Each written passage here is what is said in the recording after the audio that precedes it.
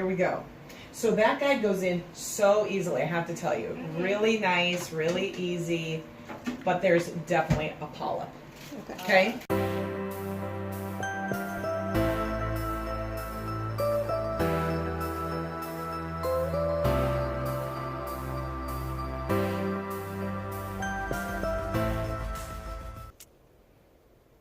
Afternoon, everyone. Hey guys, Welcome back to our channel. So it's, I guess, been a while. Last time was January 25th, and today is February 8th. It's a Friday, so yes. And I am here for two things. One is for my saline injection or saline solution, for they inject the saline into my uterus. And then I also have a follow-up with that with the HSG, and just to see about my tubes if they're open. So if you don't know already, we're going through the IVF process. So it'll be her eggs in my womb. So we're just trying to check out everything with me. Yeah, because I had 2 failed IUIs here, so. If you don't know that already. If not, then go check out those 2. And subscribe if you see those. Yeah, so I had 2 IUIs. All looked promising, but it just didn't work. So we kind of reevaluated everything, and now we're looking into our IVF, and Amanda's getting her first test today. I know. I'm kind of nervous. I mean, now it's my turn, and they get to see my insides, and I just really hope that everything comes out normal, and that the doctor says that I'm able to carry embryos in my uterus, and it looks good, and we'll keep you posted as far as what the results are. And not too sure if I'm gonna do blood work today or not. It just depends. So yeah, I already took my ibuprofen because my appointment's like in 20 minutes. So hopefully, everyone told me I'm taking the advice of everyone. They take pain meds, and also she recommended it as well. And oh my goodness, I'm nervous. I mean, I know everybody's gone through this, but everybody is different, so I'm not too sure how my body is going to react to that, especially if something, knock on wood, is not great. They say if something's not great, then you feel it even worse. So this is just one more step to getting to where we need to, and it is a journey, and it's kind of like a lot of waiting, and we're just ready to get this ball rolling. Yep. Oops. Someone's passing by and they're gonna stare at us like, why do we have a camera in our face? So yes, It's different for me because usually it's me getting all these tests done and being nervous, so I'm kind of excited, but of course I'm nervous for her, and just being supportive and telling her it's okay since I've already been through a similar thing. So we'll just see how it goes, and we'll keep y'all posted after. alrighty, we'll see you later. Bye.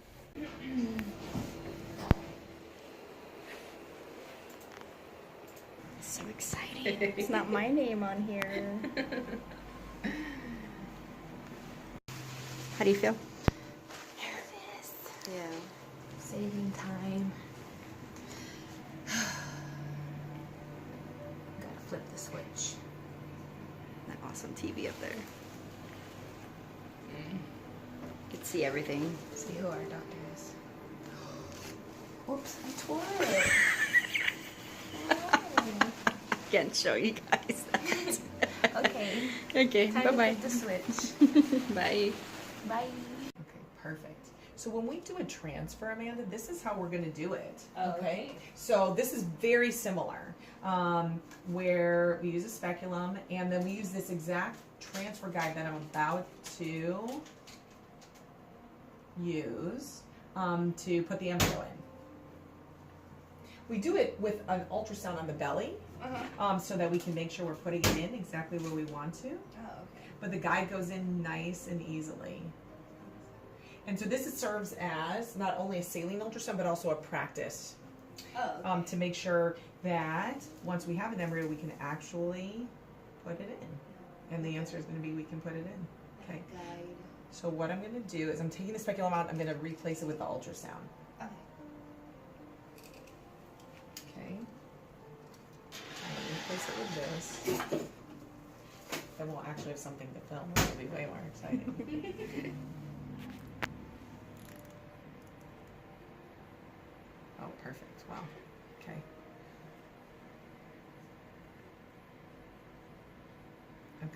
So picture there. Okay, so do you see that white line in the middle of the screen? That's the guide, literally right in the middle of the uterus. Oh, okay. And so what I'm going to do now is I'm putting in water.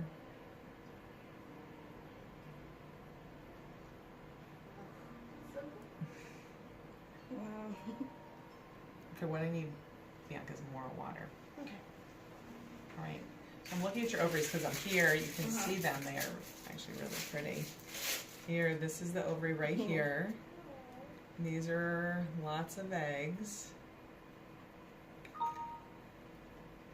and let's come over to this side. So the shape of the uterus is completely normal. Yeah, I mean, And it that looks... was just my worst, like my main concern. I was like, I just want to have normal. Okay, let me just let me switch this. Yeah, that... Okay, so what I'm doing is I'm just putting a little bit of water.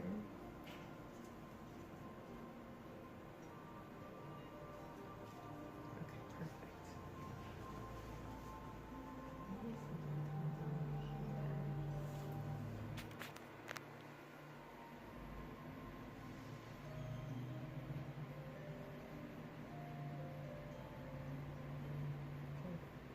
All right, Miss Amanda, here we go.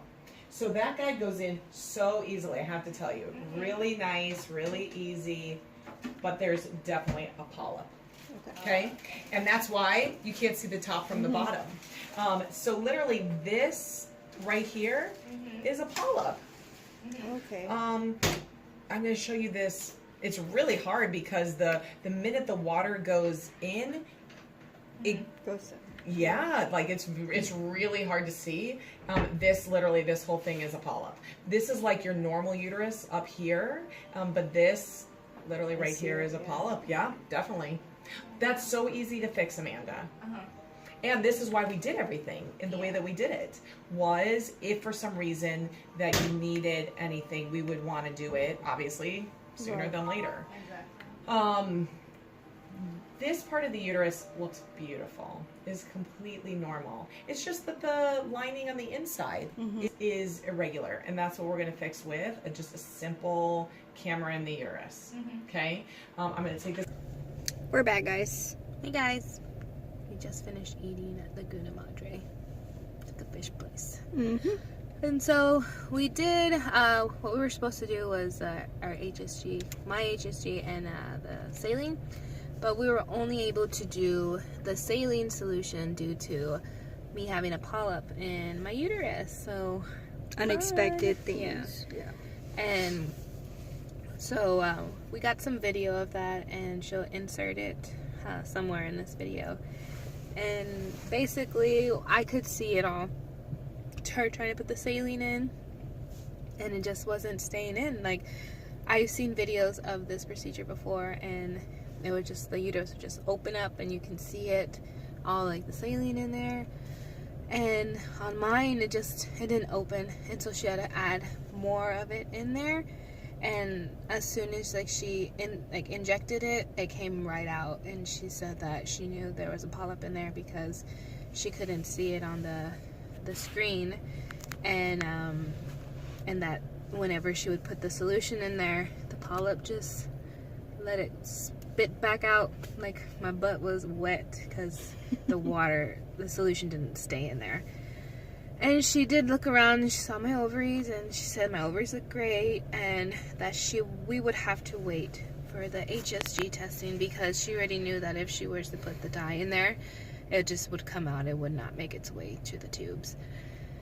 But she said it looks okay. My HSG should be fine whenever I do it. So this is kind of like a setback, I guess, and just another obstacle for us to Real life, it's Yeah. not all just quick and easy pregnancy. Like, it's a journey, and this is our journey. So the doctor plans to do her HSG during her surgery. Yeah, and it's called the hysteroscopy scope, I think so. And basically she said that it's actually good that we do this because she said it's like, she said my uterus was like, the bottom was like soil and the top is like grass, and right now the polyp is in the way of that. Like, I have good soil, she said, like my uterus is shaped fine, it looks fine, but what they're gonna do is they're gonna get a lawnmower and just like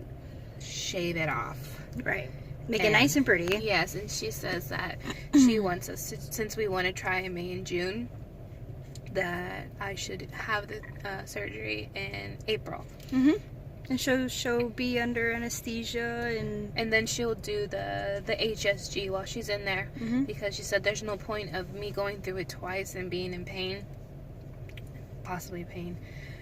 So I'll be under there, and then she says if she sees an issue there, then they can go in there and take care of it. So it's one polyp, and she said it's been growing there for a long time, pretty decent. I saw it and I was like, I have video of it, guys, so and probably gonna insert it before. And she says this in no way will affect our IVF. Right. That she says more than likely whenever they get it out, it's a higher chance of pregnancy because it's like clean slate. Yes. And so I am a little bummed. It's just because it's like one more expense, one more thing we have to like worry about, put in our tab of saving up on top of medications and buying, like doing all of these little procedures that cost a lot of money, and we're gonna make it happen some way. We also did our genetic testing too. Oh yeah.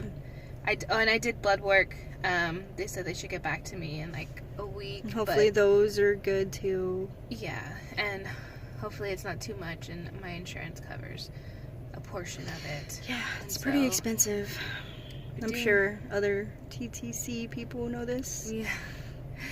And everybody has their own journey. Not everyone goes through the same process as each other. And then if you do find someone that's going through what you're going through, it makes it a little bit easier to know that you're not alone when it comes to these certain things. That some may have blocked tubes and they have to figure that out. Others may have polyps. Some may have cysts. And it's just, we're on this way. And I have a polyp, and the next step is to remove it. And then, I mean, we kind of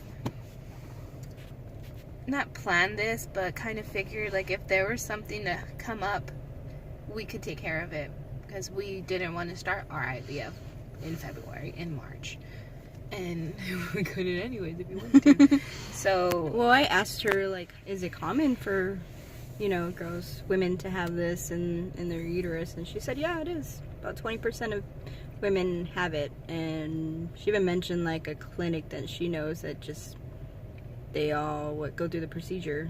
Just, it's that common. So it's, and then I did ask her about, does it affect, you know, Amanda getting pregnant? She just like, no, like, nope, it should be fine. So there's no issues there. We just have to take care of it. Just a setback. And she said that it would help with my periods, because like I said before, I have irregular periods. They're not like, I'm not missing them for months. It's just they're pretty lengthy. A little off, yeah. Oh, excuse me. And so I guess that kind of makes a difference, like, or makes sense as to why my periods are like heavy and take so long in between. It's like there's something in there that's probably preventing my freaking uterine lining or uterine wall from like coming out. Like, it has to go through this damn polyp. I'm sorry, excuse my language, but it's just like, it's crazy. I know it's gonna get done, taken care of, but right now I'm just like, come on. And then we have that saying, I don't know where we heard it from, like, you can't enjoy the rainbow without a little rain, and right now it's raining. We even have an issue with our house right now, like plumbing, so we spent like $800 on something, and that's not even covering what we have to do on top of that. So we're kind of just like, whew. And this is my birthday month, and February is kind of going not so great. You know, sometimes things don't happen as planned, usually, ever, but you get through it. You get through it all the time, so that's all we're gonna do. And so they gave us a lot of information today. One was like, they have to go through our insurance to see how much our copay is going to be for the surgery. And so when they call me with that, they have a tentative schedule for me in April to save it for me. And once I pay it, then they'll definitely put me in there. And it'll be like on a Friday afternoon, which is good. So that way, if I do have to recover from it. They said it's like an in and out thing. It's really not that crazy. Yeah, do it on a Friday, and by the time the weekend's over, she should be fine. Yeah, and we did, how we said, the blood work. They're doing all of my panel testings to make sure I don't have no diseases, and see my vitamin D and all these other things. I took a picture of that too. And so they took like 7 vials of blood from me, and I have a picture of that too. I videotaped this. I don't know how great it's gonna be. Awesome.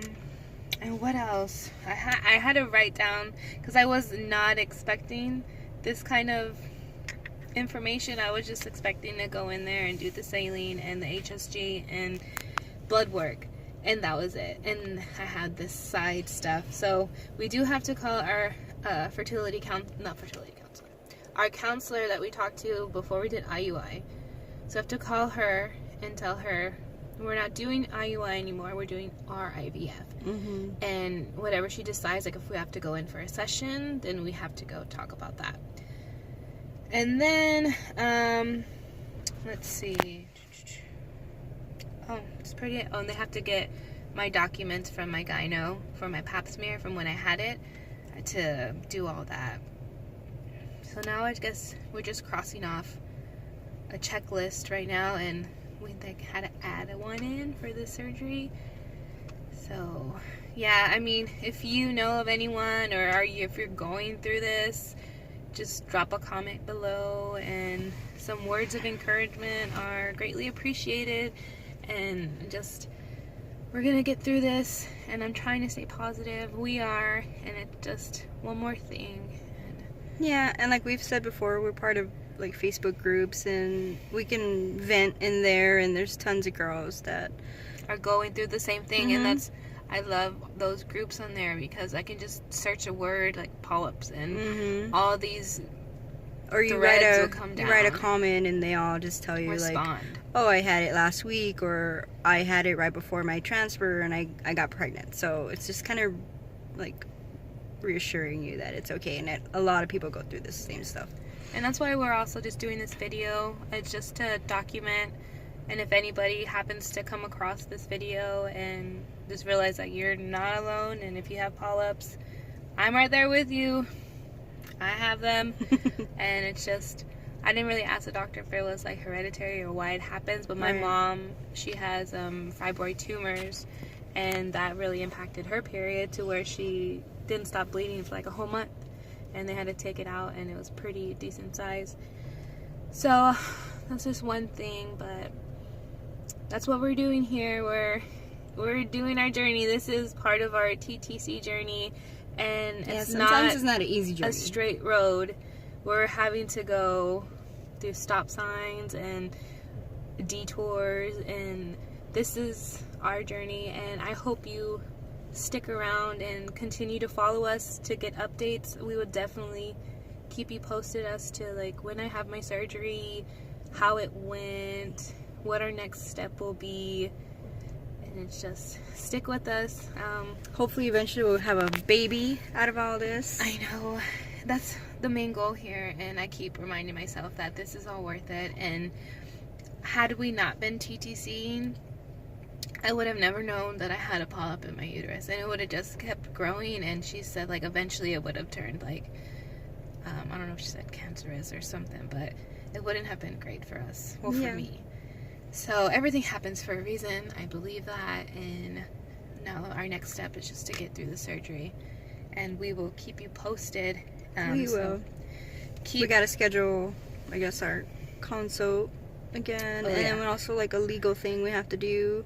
Another just a consult. paper Mhm. that he or she needs to send to our clinic saying that we went, and they let us procedure. know. And so yeah, this is it. And if you're new to our channel, welcome. If you like us, hit that subscribe button. If you're already subscribed, welcome back. We Give us a appreciate thumbs up also. you watching this, and just, yeah, give us a thumbs up on this video and follow us while we're trying to conceive. And it's not an easy road, and just stay with us, guys. Eventually we will get our big fat positive and have a baby gun too. Alright guys, thanks for watching. Bye. Bye.